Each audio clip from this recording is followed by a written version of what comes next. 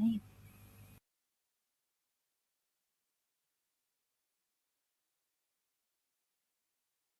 Baik, Assalamualaikum warahmatullahi wabarakatuh, Bu Neneng.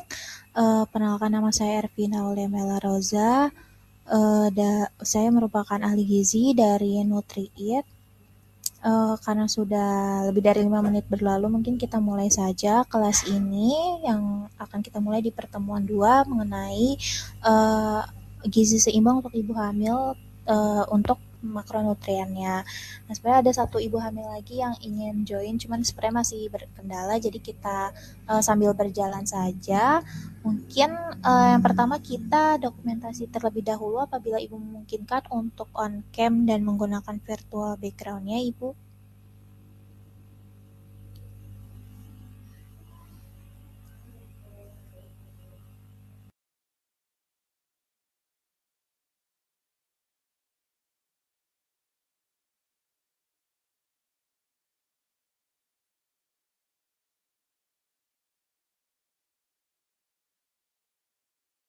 Bu Neneng, apakah ibu ada di tempat?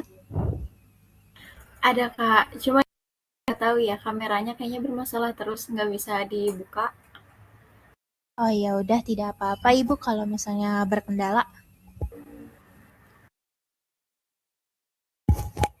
Baik, kalau begitu karena penjelasan mengenai program kemarin sudah kita lakukan ya. Jadi kita langsung masuk ke pretest saja seperti kemarin. Linknya ada yang baru.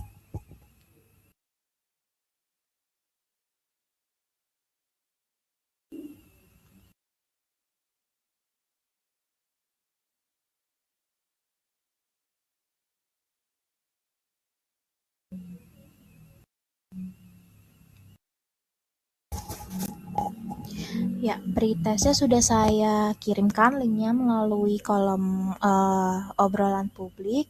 Eh, Mungkin bisa diakses terlebih dahulu. Pengerjaannya sekitar 5 menit. Apakah sudah bisa diakses, Ibu? Sudah Kak. Baik, Bu.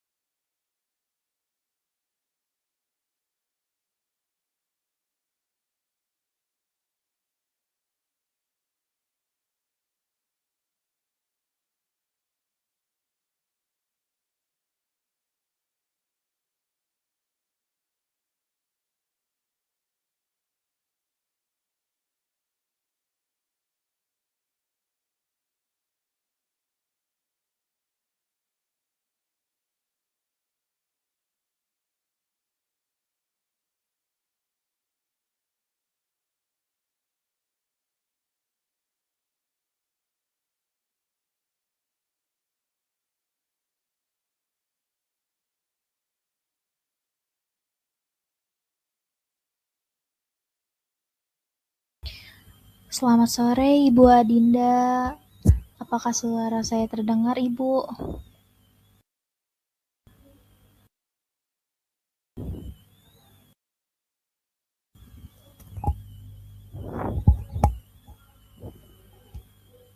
Ibu Adinda, apakah suara saya terdengar?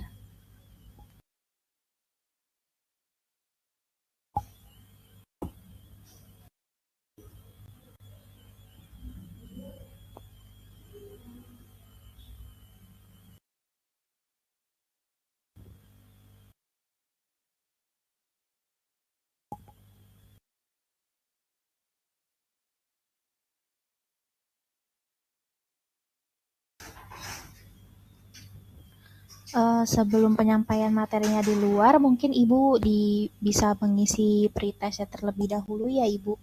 Linknya sudah saya share di obrolan publik.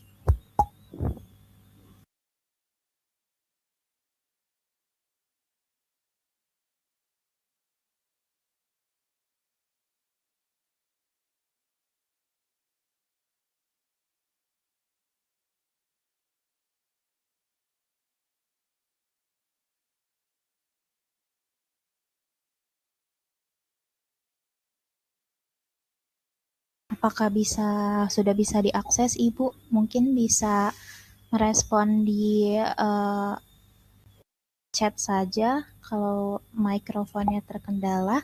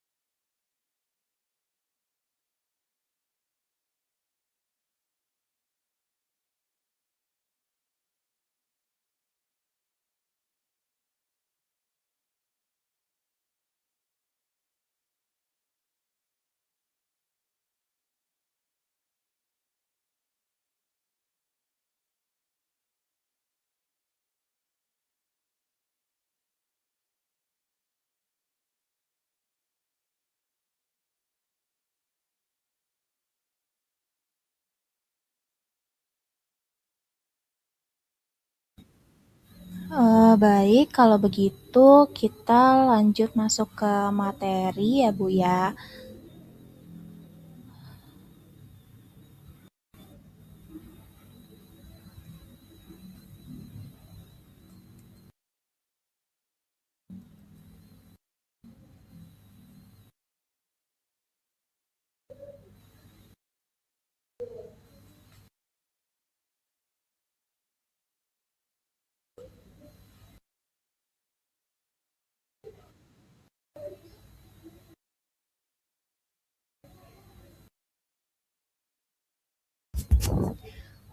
Baik, selamat sore para peserta Garda Bumil batch 1. Di pertemuan 2 ini kita akan membahas mengenai gizi seimbang untuk ibu hamil, dan yang pertama kita bahas itu adalah mengenai makronutrien atau zat gizi makro, yaitu karbohidrat, protein, dan lemak.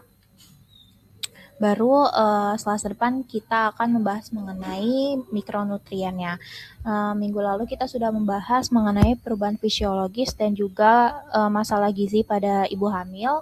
Nah, sekarang adalah waktunya kita untuk mengetahui bagaimana gizi yang baik untuk kita menghadapi semua perubahan fisiologis selama kehamilan dan juga mencegah masalah gizi yang bisa terjadi pada ibu hamil melalui gizi seimbang. Nah, tujuan pembelajarannya ini di sini kita akan pelajari mengenai kebutuhan dan juga peran gizi, peran energi, karbohidrat, protein, dan juga lemak selama kehamilan, mempelajari makanan lokal yang bisa menjadi sumber makronutrien untuk ibu hamil, mempelajari praktik gizi terapan pada ibu hamil, dan mempelajari perkembangan janin dan juga kebutuhan energi dan makronutrien pada tiap semester.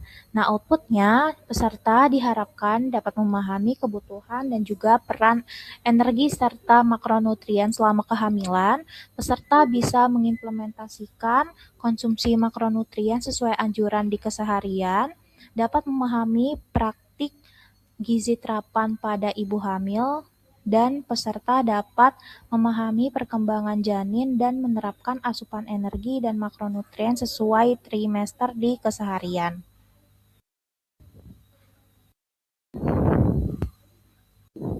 Baik, Bu Adinda sudah bergabung. Apakah sudah bisa diakses Ibu link pretestnya?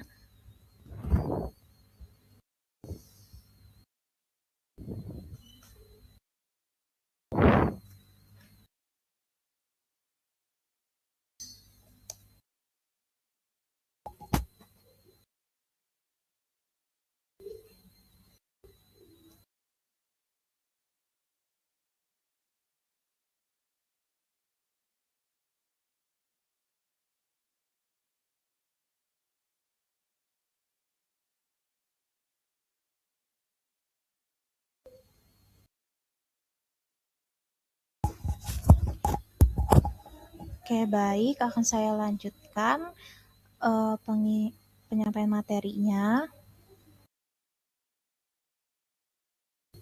Nah, kita masuk ke topik yang pertama, yaitu kita bahas dulu mengenai energi sebelum masuk ke makronutrien ya. Jadi energi ini sebenarnya terdiri dari makronutrien juga, yaitu karbohidrat, lemak, dan juga protein. Nah, di sini apa sih yang mempengaruhi faktor dan juga kebutuhan energi pada ibu hamil? Nah, di sini ada rekomendasi kebutuhan energi tambahan untuk ibu hamil berdasarkan Institute of Medicine dan juga WHO. Nah, untuk trimester pertama itu tambahan kalorinya hanya 0 sampai 85 kalori per hari gitu. Kenapa? Karena pada trimester pertama ini pertumbuhan janin masih sangat minimal dan fokusnya itu hanya di gizi seimbang dan juga mengatasi mual muntah. Mual muntah karena di trimester pertama ini ibu hamil cenderung mengalami mual muntah. Nah, kalau berdasarkan AKG, trimester pertama ini kebutuhan energi tambahannya sebanyak 180 kalori per hari. Nah, kemudian di trimester kedua mengalami peningkatan energi yang lebih banyak lagi, yaitu sekitar 285 sampai 340 kalori per harinya. Nah, di trimester 2 ini pertumbuhan janin sudah mulai cepat, maka dari itu ibu membutuhkan energi lebih banyak lagi untuk pertumbuhan janin. Nah, sumbernya itu dari karbohidrat kompleks, lemak yang sehat, dan juga protein yang berkualitas. Kemudian di trimester yang ketiga, semakin meningkat lagi kebutuhan energinya, yaitu sekitar 450 sampai 500 kalori per harinya. Nah, di trimester ketiga ini sudah terjadi pertumbuhan yang pesat di mana janin sudah membentuk otak secara optimal, kemudian jaringan adiposa atau lemak, kemudian ada cadangan zat gizi juga. Nah, di trimester ketiga ini juga sudah ada persiapan persalinan dan juga menyusui. Nah, sebenarnya apa aja sih faktor yang mempengaruhi kebutuhan energi pada ibu hamil? Yang pertama itu adalah berat badan sebelum hamil. Jadi, status gizi ibu sebelum hamil itu akan menentukan pertambahan kebutuhan energi gitu. Kemudian untuk usia, aktivitas fisik dan juga laju kenaikan berat badan juga mempengaruhi juga mempengaruhi kebutuhan energi ibu hamil. Nah, selanjutnya kita akan bahas mengenai penyesuaian berdasarkan status gizi dan juga komposisi energi. Seperti yang tadi sudah disampaikan bahwa berat badan itu mempengaruhi kebutuhan energi. Nah, berat badan itu kan merupakan salah satu gizi ya. Nah, di sini IMT apabila ibunya kurus atau IMT-nya itu kurang dari 18,5, nah ibu tuh membutuhkan energi yang lebih tinggi lagi, yaitu sekitar 100 sampai 200 kalori per hari di atas rekomendasi per trimester. Misalnya ibu hamil yang status gizinya normal itu butuhnya hanya 300 kalori tambahannya per trimester per hari. Tapi karena ibunya kurus, jadi ditambah sebanyak misalnya 100 kalori, jadi 400 kalori gitu per harinya. Nah, kalau yang IMT-nya 25 sampai 29,9 atau yang lebih dari 30, nah itu tuh udah masuknya overweight atau obesitas.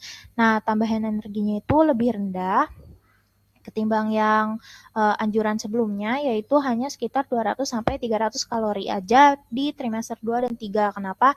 Tujuannya itu hanya untuk mencegah agar kenaikan berat badannya itu tidak berlebih. Nah, sumber energi ini komposisinya apa saja? Kalau dari makronutrien itu karbohidrat mengambil porsi yang paling banyak, yaitu 45 sampai 65 total energi.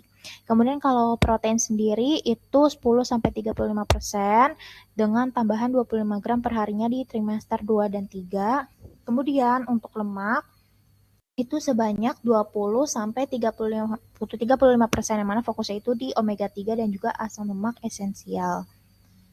Kemudian, bagaimana peran makronutrien selama kehamilan? Nah, perlu diketahui bahwa kehamilan ini menjadi periode di mana terjadi adaptasi metabolik yang besar, gitu. Karena ibu sedang hamil mengandung janin, maka tubuh mengalami berbagai perubahan seperti yang sudah kita bahas Selasa kemarin, seperti resistensi insulin, di mana juga tubuh ibu itu lebih memprioritaskan juga zat gizinya itu, kemudian pencernaan menjadi lebih lambat seperti itu. Nah, di sini ada kebutuhan karbohidrat, protein, dan lemak ini meningkatnya untuk apa? Jadi untuk pertumbuhan janin, pembentukan plasenta, dan juga perubahan fisiologis ibu gitu. Nah, apa yang terjadi kalau misalnya makronutriennya ini nggak cukup? Ada resiko IUGR. Jadi ini adalah kondisi di mana janin itu secara optimal gitu. Jadi mengalami penghambatan.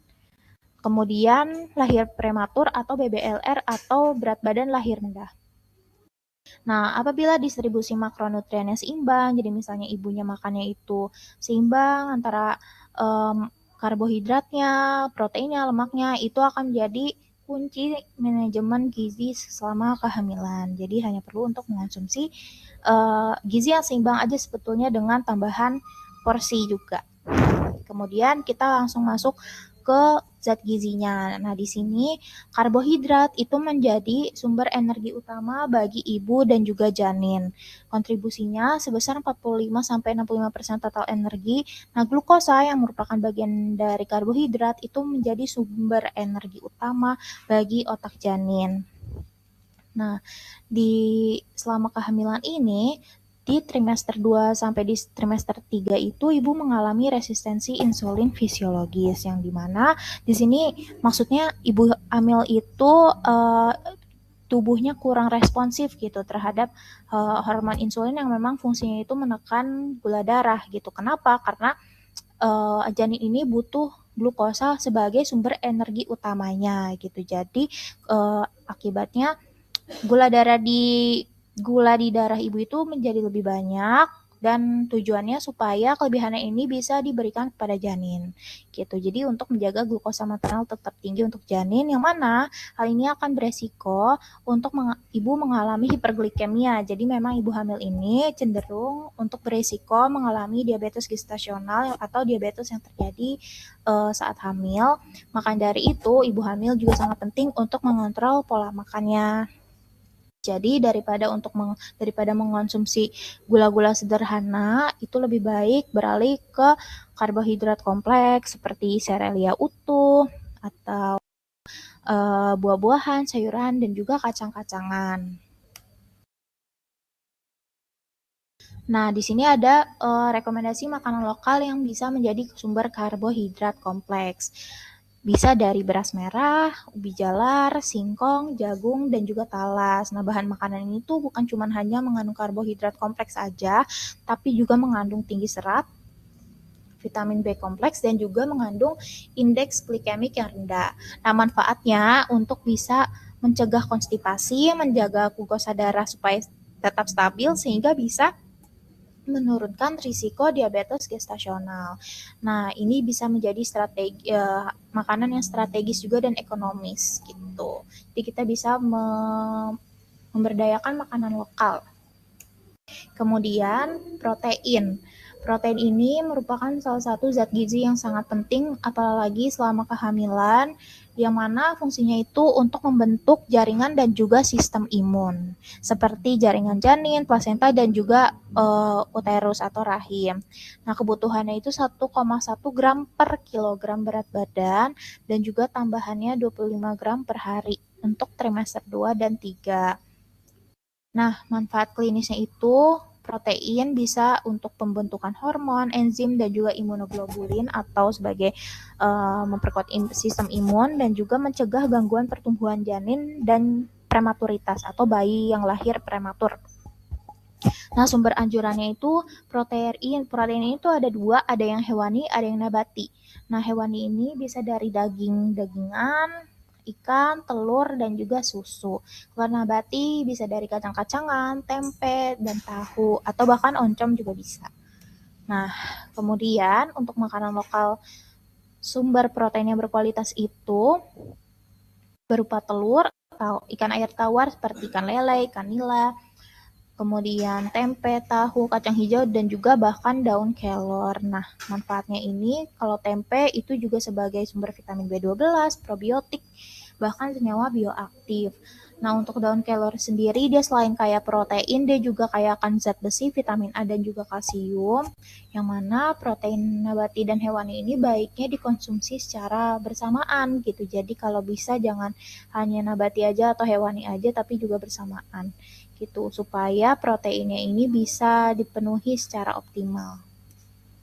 Nah, kemudian selanjutnya kita mengenal tentang lemak, yang mana fungsinya itu untuk perkembangan neurologis atau saraf dan juga sebagai cadangan energi.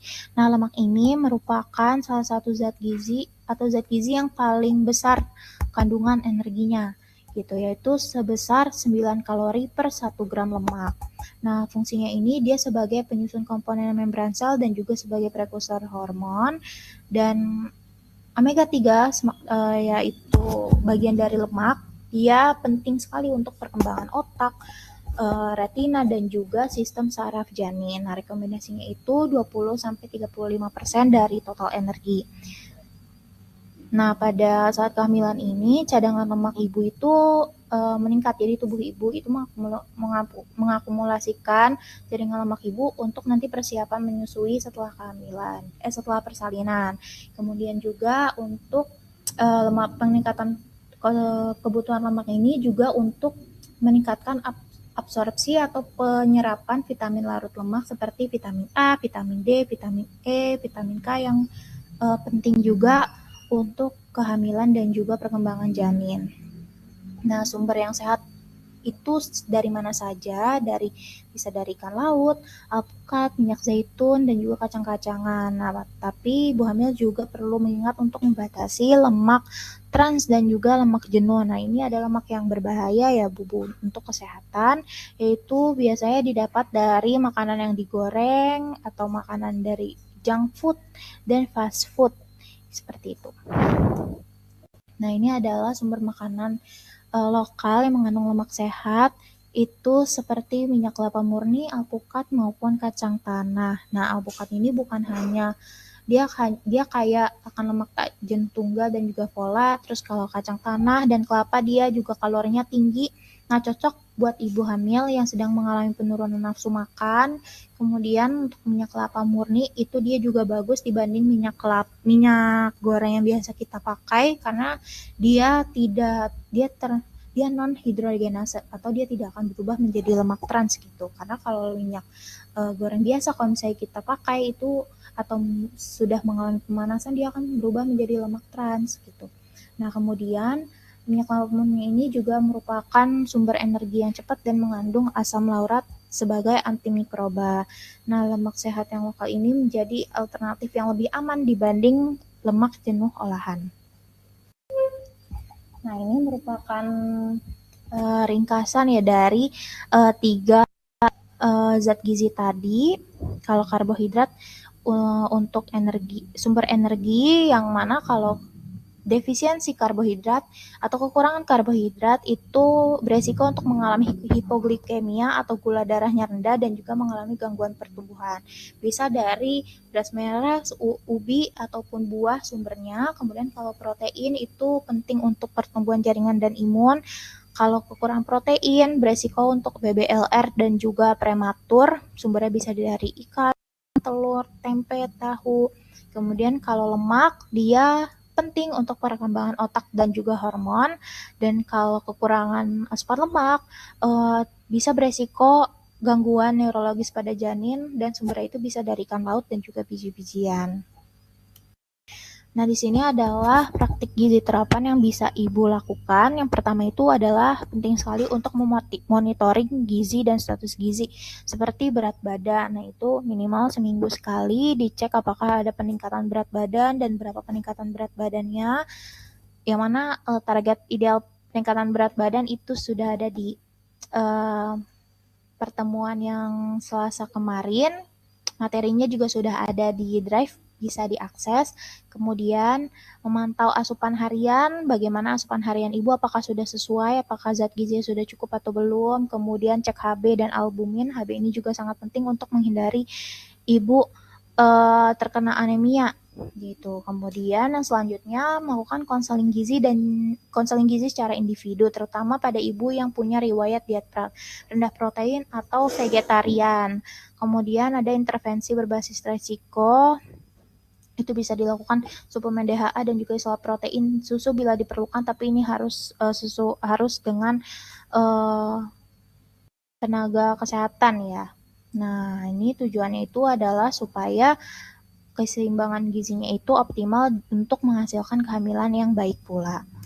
Nah, di sini kita selanjutnya akan membahas mengenai gizi per trimester. Nah, untuk trimester pertama itu fokusnya itu ke gizi dan juga pembentukan organ vital. Nah, di trimester pertama atau 0 sampai 13 minggu pertama itu adalah masa organogenesis atau seluruh organ vital janin. Nah, di trimester pertama ini merupakan bagian awal 1000 HPK atau 1000 hari pertama kehidupan yang menjadi fase emas pembentukan kualitas sumber daya manusia. Nah, di masa inilah di mana ibu itu sudah harus mulai optimalisasikan asupannya, karena untuk mencegah masalah gizi pada bayi nanti setelah lahir itu memang dimulai dari sejak mengandung, yaitu dari trimester pertama ini. Jadi benar-benar harus diusahakan asupannya itu cukup. Kenapa? Karena kalau misalnya kekurangan gizi sudah dari awal kekurangan gizi gitu misalnya, itu bisa menyebabkan stunting pada anak, kemudian gangguan perkembangan otak hingga risiko penyakit metabolik seperti diabetes atau hipertensi. Nah, berikut ini ada perkembangan organ dari minggu ke minggu yang bisa Ibu baca di sebelah kanan atas. Nah, berikutnya ini ada peran gizi di trimester pertama ini, yang mana energi belum meningkat banyak atau kebutuhan energinya itu belum meningkat banyak, yaitu sekitar 180 sampai 200 kalori atau tadi 0 sampai 85 kalori saja per hari. Nah, fokus utamanya itu memang untuk pembelahan sel dan pembentukan organ. Jadi zat gizi yang penting di trimester pertama ini adalah protein. Tapi selain protein ada zat gizi mikro nih seperti asam folat, zat besi, vitamin A dan juga yodium yang akan kita bahas di Selasa depan. Nah, tantangan dan strategi di trimester pertama ini biasanya adalah morning sickness atau mual muntah sehingga asupannya menjadi menurun gitu. Padahal di trimester pertama ini penting untuk kita mencukupi asupannya. Nah, strateginya itu ibu bisa makan sedikit tapi sering, jadi jangan biarkan perut kosong. Kemudian pilih makanan yang mudah dicerna seperti mungkin buah-buahan gitu. Kemudian konsumsi makanan kering di pagi hari yang mudah dimakan seperti biskuit atau roti. Jadi jangan dibiarkan kosong perutnya. Kemudian hindari makanan yang berlemak dan juga berbau kuat supaya untuk menghindari mual. Nah, suplemen yang penting itu adalah asam folat, zat besi, konsumsi sayur buah, kemudian protein. Nah, untuk di trimester kedua, di sini mulai terjadi pertumbuhan yang pesat dan juga pembentukan sistem imun pada janin. Nah, ini berlangsung di minggu 13 sampai ke minggu 27, di mana janin sudah membentuk dan menguatkan otot dan tulang, pankreas juga sudah menghasilkan insulin, hati memproduksi sel darah merah, sistem imun juga sudah berkembang, hingga otot dan saraf berkembang lebih kompleks. Kebutuhan gizi trimester ketiga ini sekitar 340 kalori per hari, protein 7 gram per hari. Kemudian lemak sehatnya itu dianjurkannya seperti omega 3 gitu. Itu bagus untuk perkembangan otak dan retina. Kemudian ada mikronutriennya seperti zinc, vitamin A dan juga probiotik. Nah, rekomendasinya di sini konsumsi makanan yang padat gizi seperti karbohidrat kompleks, protein hewani atau nabati, sayuran berwarna. Jadi kalau bisa hindari makanan yang tinggi energi tapi zat gizi yang lainnya tuh rendah. Misalnya dia cuma tinggi energi kalorinya aja nih, tapi kandungan proteinnya sedikit atau kandungan vitamin mineralnya juga sedikit. Nah, itu kalau bisa dihindari gitu. Karena selanjutnya tetap lanjutkan suplemen zat besi dan asam folat. Jadi untuk ibu hamil itu wajib sekali ya konsumsi tablet tambah darah yang mengandung zat besi dan juga asam folat untuk menghindari anemia. Kemudian menghindari makanan ultra proses dan juga yang tinggi gula. Kemudian di trimester ketiga di sini sudah mulai ke persiapan persalinan dan juga cadangan energi. Di sini terjadi setelah 28 minggu atau minggu ke-28. Nah, di sini sudah terjadi pertumbuhan janin sudah mencapai puncaknya dan penambahan berat badan janin juga sudah mulai signifikan dan tubuh ibu sudah meningkatkan volume darah dan juga energi untuk nanti persiapan ke persalinan. Nah, kebutuhan energinya juga semakin meningkat di trimester 3 ini, yaitu sebanyak 450 kalori per hari, protein dan juga lemak sehat untuk perkembangan akhir otak, dan juga mikronutriennya seperti zat besi dan kalsium serta vitamin D untuk tulang dan gigi janin. Nah, tujuannya kalau di trimester ketiga ini itu untuk mendukung pertumbuhan optimal janin, mencegah BBLR atau berat badan lahir rendah, hingga komplikasi kehamilan, dan memastikan kesiapan ibu menghadapi persalinan. Nah, berikutnya saya akan memberikan contoh isi piringku dari Kemenkes yang bisa menjadi gambaran nih untuk ibu-ibu sekalian bagaimana piring makan ibu hamil begitu.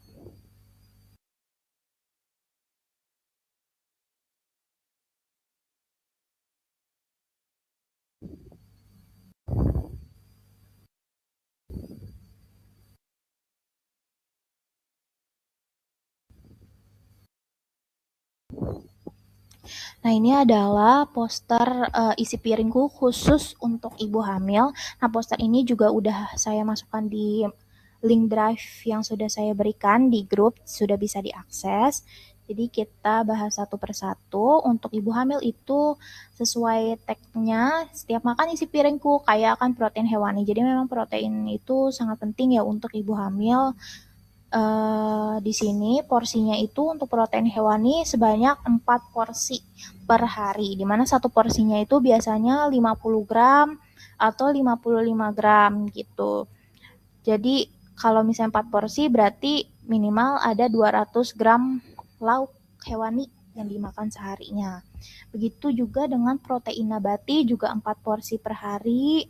Di sini ada keterangan satu porsi itu sekitar 50 gram. Kemudian kalau buah 4 porsi juga per harinya. Biasanya dan di sini satu porsi itu jadi kalau 4 kita lanjut ke nasi atau makanan pokok. Bisa di sini 5 porsi untuk trimester yang pertama. Jadi porsinya masih kecil karena memang kebutuhan energinya itu masih kecil. Dan 6 porsi per hari untuk trimester 2 dan 3, di mana satu porsi nasi itu sebanyak 100 gram atau 3 per gelas nasi. Jadi kalau 6 porsi berarti ibu konsumsi 600 porsi per hari. 600 gram per hari. Nah, kemudian untuk sayur sendiri 400 porsi per hari, satu porsinya itu 100 gram atau satu mangkuk sayur matang tanpa buah. Jadi 100 gram ini benar-benar sayurnya aja tanpa kuah, dan kalau 4 porsi berarti 4 gram. Gitu. Nah, di sini wajib tablet tambah darah diminum setiap hari dan juga minum air putih. Nah, di sini juga dikasih tahu kalau misalnya jenis makanannya itu perlu bervariasi, termasuk protein hewani untuk tumbuh kembang janin, karena setiap bahan makanan itu mengandung zat gizi yang berbeda-beda. Jadi kalau kita makannya beraneka ragam, kebutuhan zat gizi makro dan mikro kita itu senantiasa akan tercukupi. Kemudian perlu di highlight juga bahwa porsi makannya menjadi lebih banyak, tapi bisa dikonsumsinya itu sedikit-sedikit tapi sering gitu. Hindari makan langsung banyak gitu ya, Bu, dan harus teratur juga.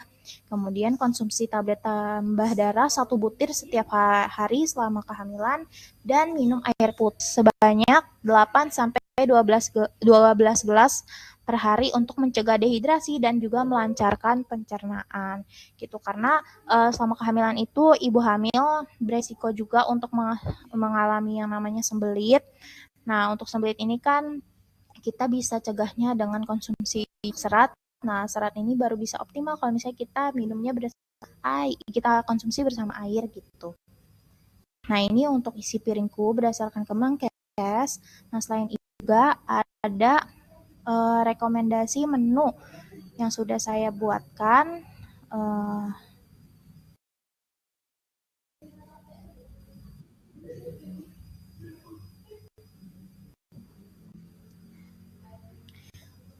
Nah, ini adalah rekomendasi menu untuk 7 hari untuk ibu hamil.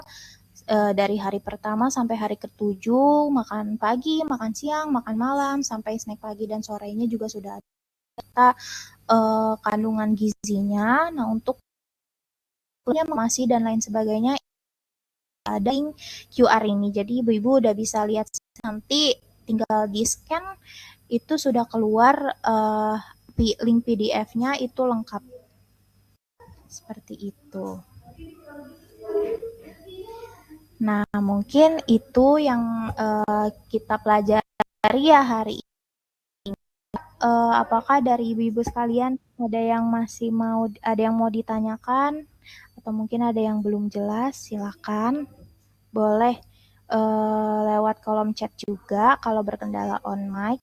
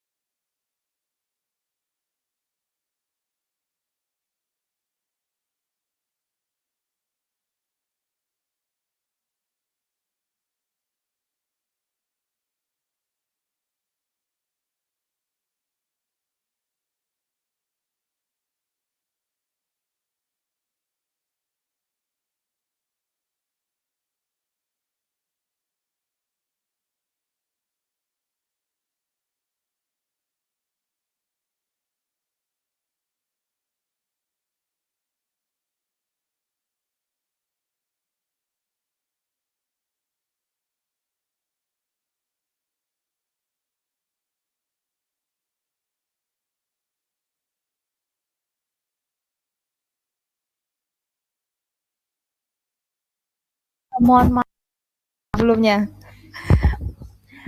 Oke, uh, jadi untuk pertemuan ini sebenarnya saya mau menugaskan uh, apa namanya ibu sekalian untuk kita bisa sama-sama lihat nih ibu hamil apakah udah bisa mengimplementasikan pembelajaran hari ini atau belum. Nah hari ini kan kita belajar mengenai gizi seimbang untuk ibu hamil. Jadi kita bisa mungkin ibu hamil bisa para ibu-ibu bisa kirim foto makanan di grup gitu supaya kita sama-sama lihat nih apakah makanannya sudah sesuai anjuran atau belum gitu, misal apa ada yang kurang, jadi kita bisa sama-sama diskusi atau konsultasi kali di grup Bumil. Jadi diaktifkan saja tidak apa-apa grupnya, kalau apapun bisa melalui uh, personal chat juga boleh seperti itu. Jadi nanti kalau misalnya peserta aktif nih untuk melakukan implementasi tadi, kirim foto makanan, nah itu bisa dapat reward-nya itu GoPay dan juga sertifikat untuk peserta teraktif seperti itu. Nah perlu diingat juga untuk sertifikat peserta yang secara umum itu baru bisa didapatkan kalau minimal bergabungnya itu 2 kali pertemuan ya Bu ya. Gitu. Untuk Ibu ada yang mau ditanyakan Ibu atau sudah jelas?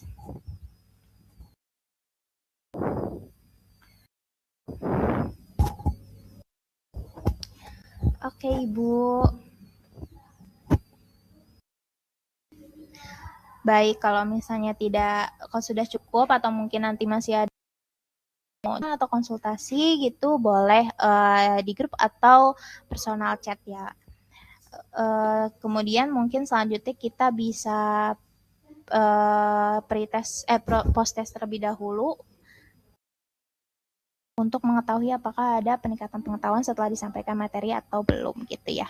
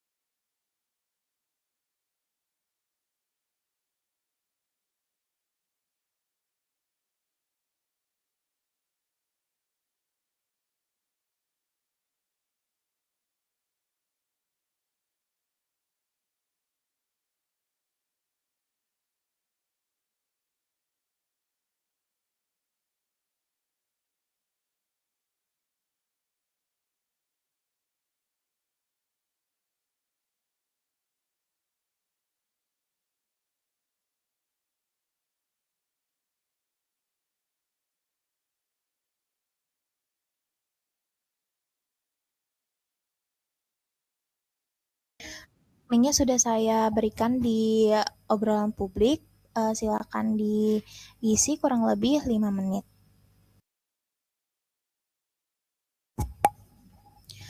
Untuk Ibu Adinda, apakah ada kesulitan Ibu untuk mengakses link pretestnya? Karena saya belum melihat hasilnya.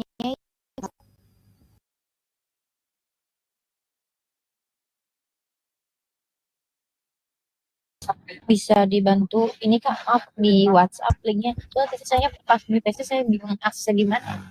Namanya post Oh, testnya ya. oh ya baik, saya akan kirimkan ya Ibu ya. Ya, baik Kak. Sama nanti aku izin kirimkan foto di WhatsApp. Soalnya Ya, memang sedikit. ya Ibu baik.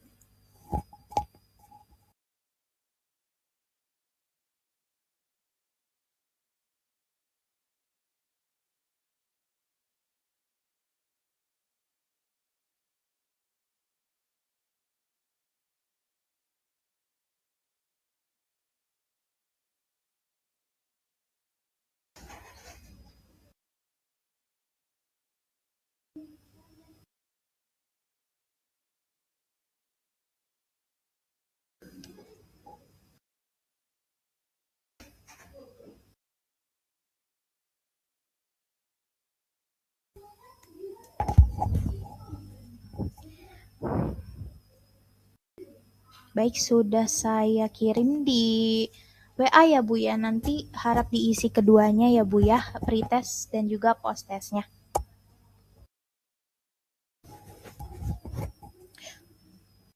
Oke, baik. Nanti saya ini ya.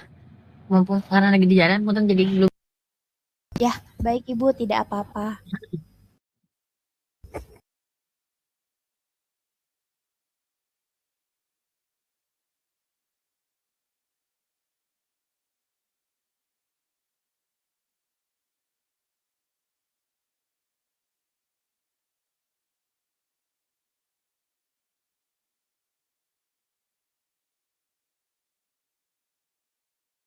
Sama ini Kak, aku mau bukan soal makanan ya.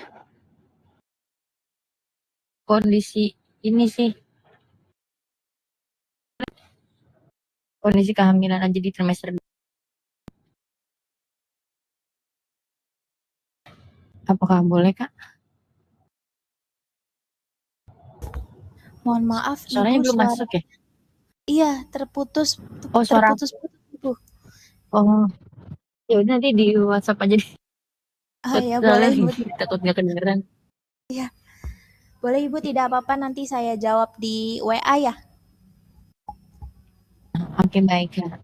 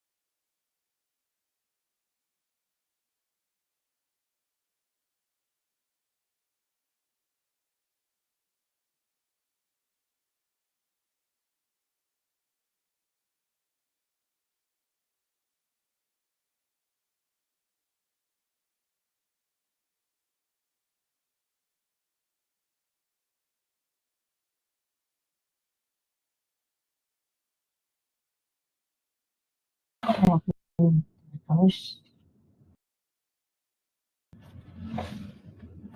astaga.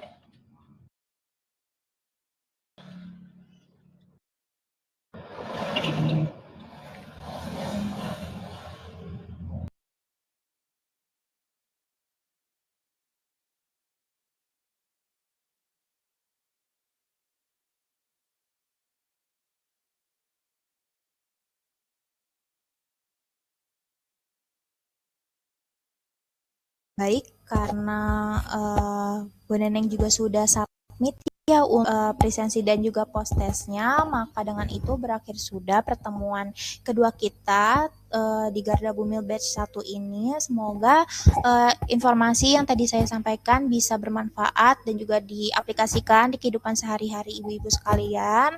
Mohon maaf apabila penyampaian saya masih kurang dan juga pelaksanaannya masih terdapat kekurangan. Semoga minggu depan kita bisa bertemu lagi, Selasa depan minggu ketemu lagi untuk materi gizi seimbang berikutnya yang khusus kita bahas mengenai mikronutrien.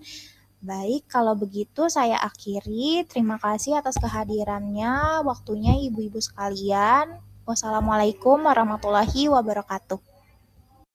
Terima kasih Kak. Ya, sama-sama Ibu.